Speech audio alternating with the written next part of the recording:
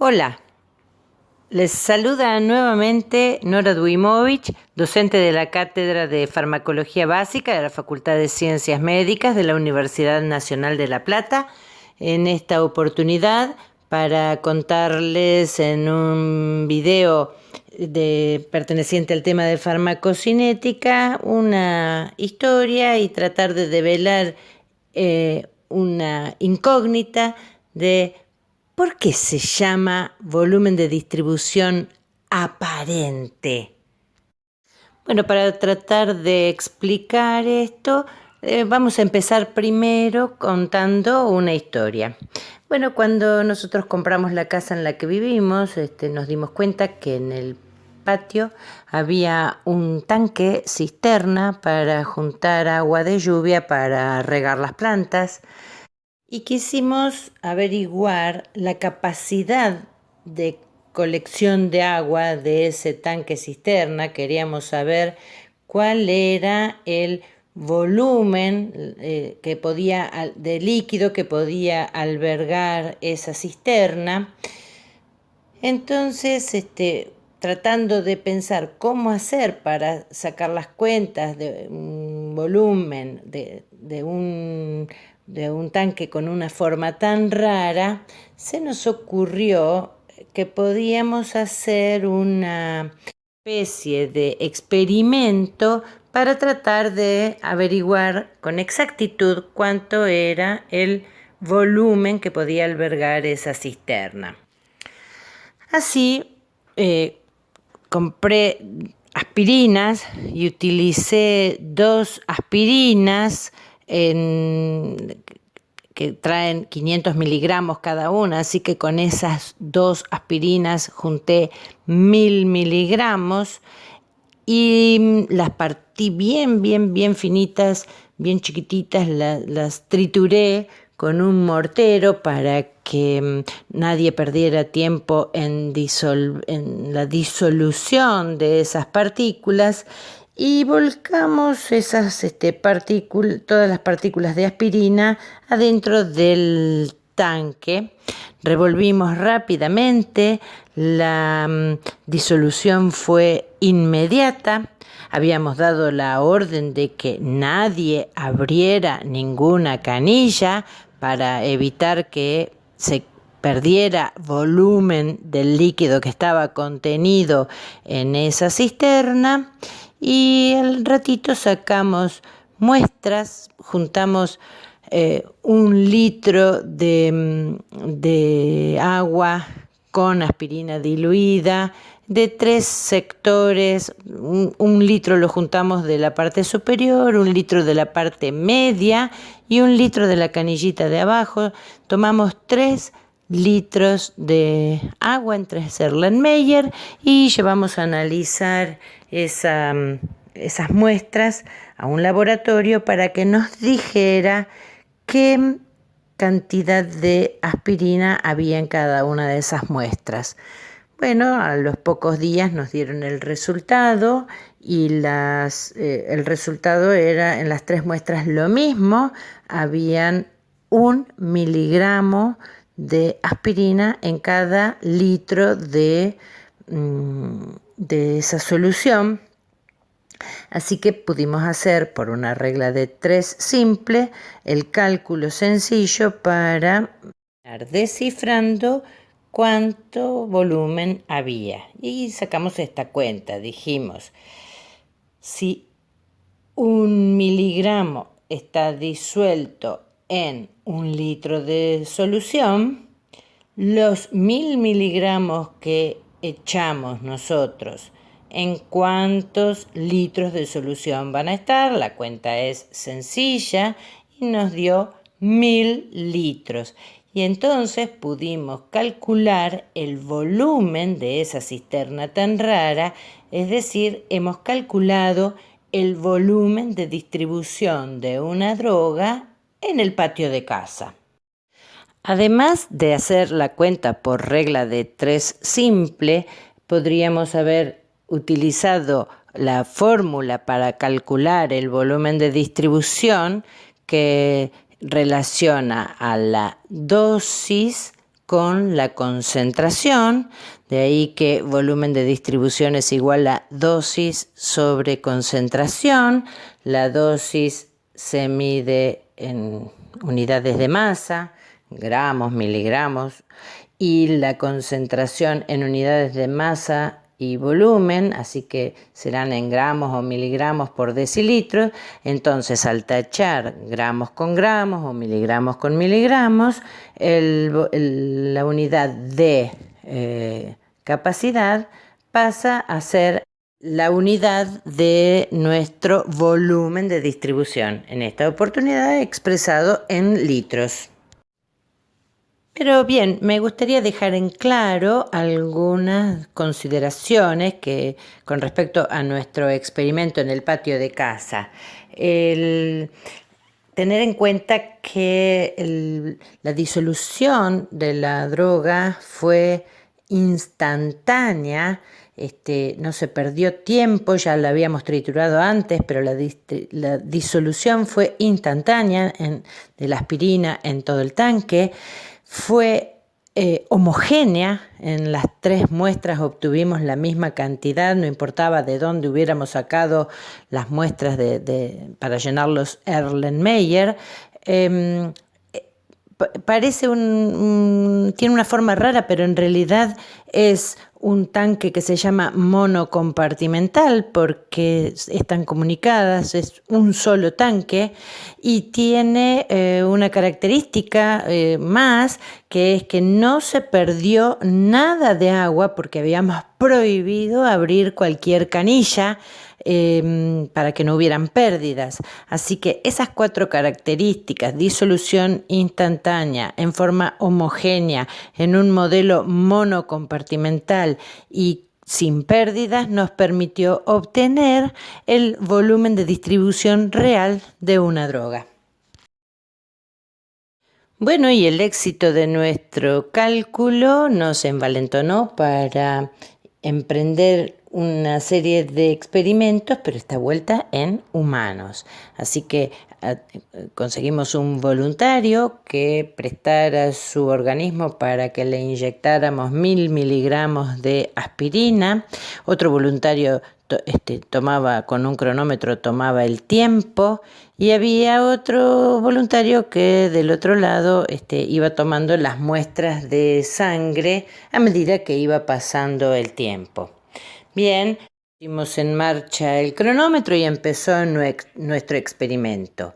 En el mismo momento en que alguien le inyectó los 1000 miligramos de aspirina en la vena de la mano del brazo, de la mano izquierda, un voluntario le tomó una muestra de sangre en una vena del pliegue del codo del brazo derecho.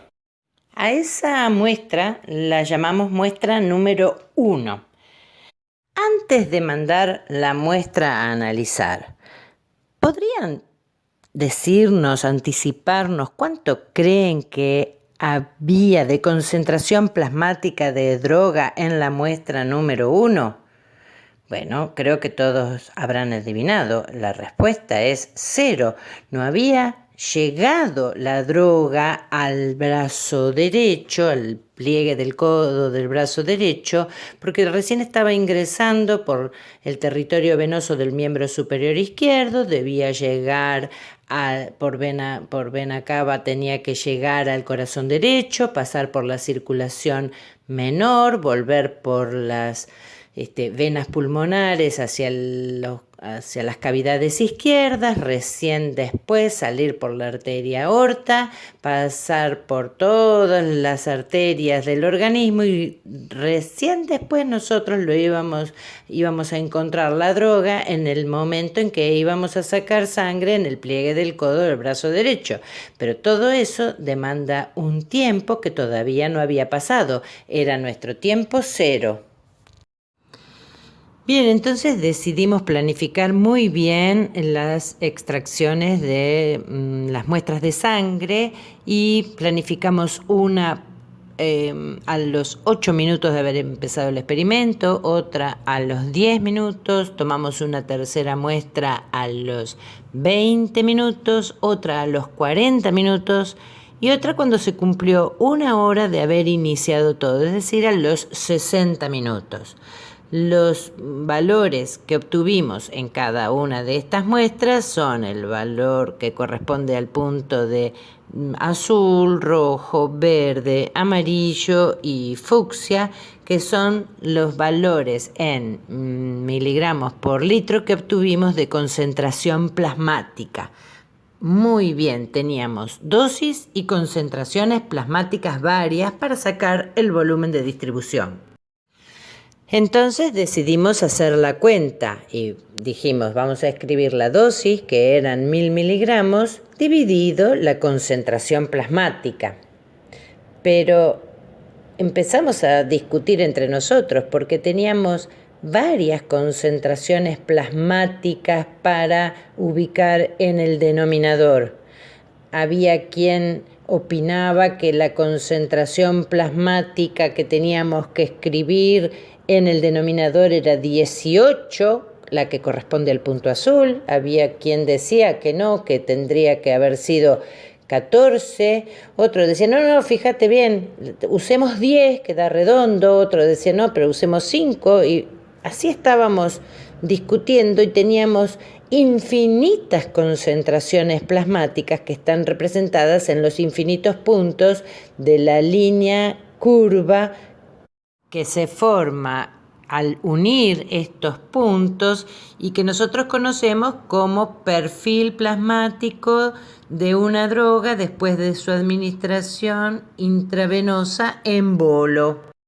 La discusión no era en vano porque estábamos peleando a ver quién tenía razón y si no nos poníamos de acuerdo en algo, tendríamos que haber encontrado múltiples valores de volumen de distribución, porque una cosa es dividir la dosis de 1000 miligramos dividido 18 miligramos por litro, por ejemplo, o otro volumen de distribución o otra cuenta va a dar 1000 miligramos dividido 5, utilizando 5 miligramos por litro como concentración plasmática. Al final, ¿quién tenía razón? Estaba claro que teníamos que encontrar una única concentración que pudiera ser puesta en el denominador para sacar un único volumen de distribución, que es lo que tienen las drogas. Esa concentración tenía que ser alguna de las distintas concentraciones que se encuentran en la fase de la curva donde predomina la distribución. Y hacemos énfasis en decir donde predomina la distribución, porque ya sabemos que todos los procesos farmacocinéticos son simultáneos. Es decir, mientras hay droga que está saliendo del compartimento plasmático, puede tener dos destinos. Puede salir del compartimento plasmático para ir rumbo a los tejidos, que es la distribución, o salir del compartimento plasmático para salir definitivamente del organismo, proceso que corresponde a la eliminación. Bueno, nosotros consensuamos que tenía que ser en el momento en que predominaba la distribución, pero otra vez teníamos infinitas concentraciones plasmáticas durante esa fase en la que predomina la distribución. ¿Cómo nos pusimos de acuerdo finalmente? Bueno, hicimos una trampa, un artilugio matemático de considerar que en el mismo momento en que habíamos administrado la droga por vía intravenosa, es decir, en el tiempo cero, toda la droga se había distribuido y recién a partir de ese momento se iniciaba el proceso de eliminación, cosa que es totalmente falsa, porque mientras se está distribuyendo la droga hay moléculas que se van eliminando y también mientras se está eliminando la droga todavía siguen habiendo moléculas que se están distribuyendo. Pues bien, hicimos esta salvedad y consideramos entonces cuál hubiese sido la concentración plasmática a tiempo cero, teniendo en cuenta que la droga se hubiese distribuido instantáneamente sin perder nada y a partir de ese momento hubiese estado totalmente distribuida y recién ahí hubiese empezado la eliminación de la droga. Esto es un artilugio matemático que nosotros hacemos con una línea punteada que lleva la concentración plasmática con una línea tangencial a la fase donde predomina la eliminación y tocando en el eje de las coordenadas al tiempo cero, es decir, cuánto habría sido la concentración plasmática si en el mismo momento de la administración hubiese estado totalmente distribuida y sin pérdidas. Así, entonces, pudimos encontrar una única concentración para escribir en el denominador, la denominada concentración plasmática a tiempo cero, que es una medida arbitraria, volvemos a decir, porque no sucede en la realidad y es la unidad que se toma para sacar el cálculo del volumen de distribución de las drogas. En nuestro ejemplo, la concentración plasmática a tiempo cero hubiese sido 15 miligramos por litro, con lo que entonces encontramos un único valor para el volumen de distribución que es de 66,6 litros. Bueno, y ahora que llegamos finalmente a nuestro resultado, vamos a ver si podemos responder a la pregunta inicial de este video, de por qué se llama volumen de distribución aparente. Bueno, pensemos ahora en comparar los volúmenes de distribución y las características de los volúmenes de distribución del tanque y de un ser humano. En el tanque habíamos dicho que había disolución instantánea. En cambio, en el ser humano la distribución no era instantánea, era diferida y tuvimos que hacer ese artilugio matemático de encontrar una concentración arbitraria a la que llamamos concentración a tiempo cero. En el tanque la distribución había sido homogénea, habíamos tomado muestras de arriba del tanque, del medio y de abajo del tanque y en todas las muestras la concentración había sido la misma. En cambio nosotros sabemos que en los humanos la distribución es heterogénea. Hay tejidos que están más perfundidos, a los que les llega más droga, se les ofrece más droga y tejidos que tienen un flujo plasmático menor y que no tienen capacidad de recibir esa droga. Además, las presencias de distintas proteínas tisulares que harán que alguna droga quede más atrapada, digamos así, en algún tejido o en otro. Francamente, la distribución no puede ser nunca, la distribución tisular de las drogas nunca puede ser homogénea, es francamente heterogénea. En el tanque era claro que era un modelo monocompartimental y en los humanos nunca podríamos decir que es un modelo monocompartimental. Ya sabemos que existe un compartimento central, compartimentos periféricos, a los que a su vez se los puede clasificar en periférico superficial, periférico profundo, pero nosotros redondeamos diciendo que el humano es un modelo multicompartimental. Y por último, bueno, en el tanque recuerden que no había habido ninguna pérdida y en el humano se van produciendo discretas pérdidas aún incluso mientras se está distribuyendo la droga, y si le hubiésemos administrado por vía oral todavía más pérdidas hubieran habido mientras estaban ingresando todavía moléculas desde el área de absorción. Ya se estaban eliminando algunas moléculas definitivamente del organismo.